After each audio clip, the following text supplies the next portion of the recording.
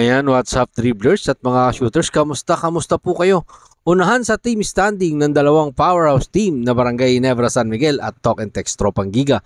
Banggaan ng dalawang Gilas Pilipinas coach, Coach Team Cone, Coach Chot Reyes at Coach Team Cone. Ano nga ba ang kanyang major adjustment sa pagkawala sa lineup ni Jamie Malonzo? Pag-usapan na talakayin natin yan matapos po tayo maglambing ng isang like, share, comment down below, and don't forget to subscribe and hit that notification bell button para updated po tayo sa ating mga video. Paglalambing ko po yan kung nagugustuhan nyo ang ating video.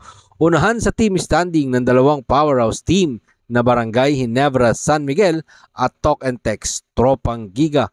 Pagkatapos nga po ng sagupaan ng San Miguel Virmen at Converge 5RXer sa unang laro, susundan po yan ng bakbakan ng Barangay Ginebra San Miguel at Talk and Text Tropang Giga. Ito nga pong Barangay Ginebra San Miguel sa ngayon ay may 5-3 win-loss record ang Barangay Ginebra San Miguel. Sa talaan po ng team standing, nasa baba po nila ang Talk and Text Tropang Giga na may 4-3 win-loss record. At pareha silang may chance na makakuha ng twice to beat advantage. Kaya napaka-importante po para sa kanila etong kanilang mga natitirang laban dito sa kasalukuyang PBA All Filipino Conference. Silipin muna natin itong crowd favorite na Barangay Ginebra San Miguel na ngayon nga ay sobrang hirap ng kanilang sitwasyon dahil sa mga players na may injury. Nadagdag pa nga po dyan itong kanilang high flyer power forward na si Jamie Malonzo. At itong si Scottie Thompson, naglalaro po ito nang hindi pa siya 100%. Jeremiah Gray, but then again mga shooters, like I said last video, nandyan si Ralph Koo at Sydney Onmovere na pwedeng mag-step up. At sana, eto nga pong si Ralph Koo maging consistent talaga sa kanyang ginagawa.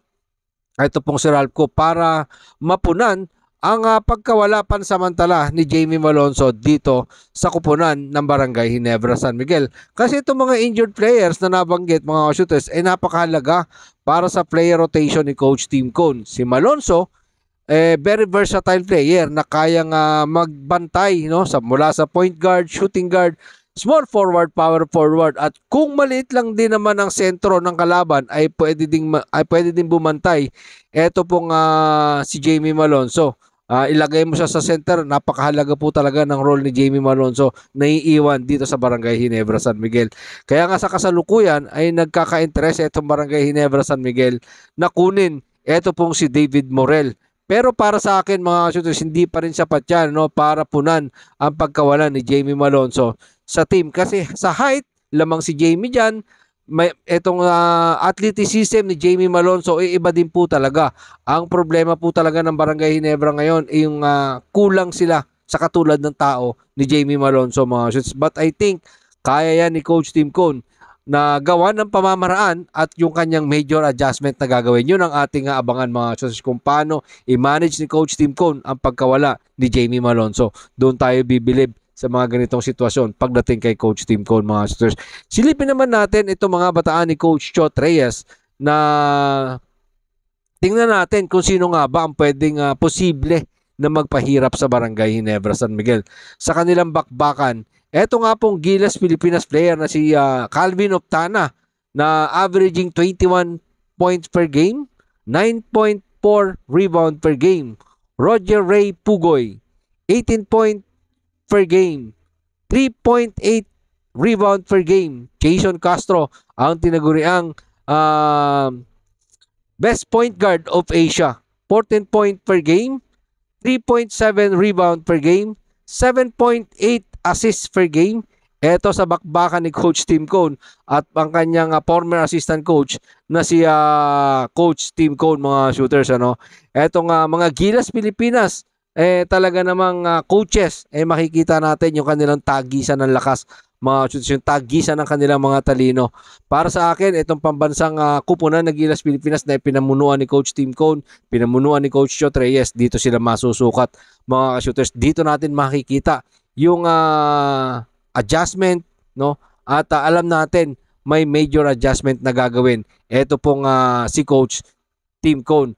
bago itong kanyang game plan na ilalatag kontra dito, no, sa kay Coach Chot Reyes, mga shooters, dahil sa pagkawala nga ni Jamie Malonzo sa lineup ng Barangay Ginebra San Miguel, inaasahan natin na magkakaroon ng pagkakataon ito mga bench player dahil sa magkakaroon sila ng quality time tulad ni na Sidney Onmovere at yung kay Ralph Cu at yung iba pang player na pwedeng bigyan, mga shooters. Etong si Ralph Cu, given na yan, mga shooters, no?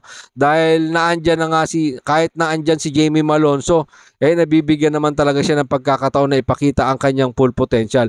Ako, inaasahan ko itong Sidney Onmovere ang pwedeng magpakitang gilas para kay Coach Tim Cone. Alam natin na may ibubuga etong manlalarong ito, si Sidney Onmovere, na pwedeng bumantay kahit sino dito sa magagaling na player ng Talk and Text Tropang Giga. Pwedeng pahirapan si Calvin Optana, pwedeng pahirapan ito pong si Roger Ray Pugoy. Ang talagang sukatan dito, Jason Castro, Scotty Thompson, at syempre nandyan din naman etong si John Pinto na pwedeng bumantay kay Jason Castro. Kaya abangan natin, mga shooters, itong bakbakan ng dalawang powerhouse team na Barangay Ginebra San Miguel at Talk and Text Tropang Giga. Again, banggaan ng dalawang Gilas Pilipinas coach, former Gilas Pilipinas coach at present Gilas Pilipinas coach, Tim Cone. Sino nga bang magwawagi? Kanino ka? Kanino sila? Tayong lahat sama-samang tingnan ang bakbakang yan, mga shooters. Para sa akin, bibigay tayo ng konting pahiwatig na ako papanig sa Barangay Ginebra San Miguel basta maging consistent ang ginagawa ni Ralph Cu at ipakita niya yung kanyang tikas at lakas dito sa bakbakang ito ng Barangay Ginebra San Miguel at ng Talk and Text Tropang Giga. Ang maging consistent yung mga player nila, syempre consistent din etong si Roger Pugoy, consistent din si Calvin Optana, at inaasahan natin na pahihirapan ni Christian Stan Hardinger dahil yung pagbabalik ni Scotty Thompson sa lineup ng Barangay Ginebra, napakalaking bagay yon ang nagbibigay ng boost, pampalakas dito sa mga kabarangay.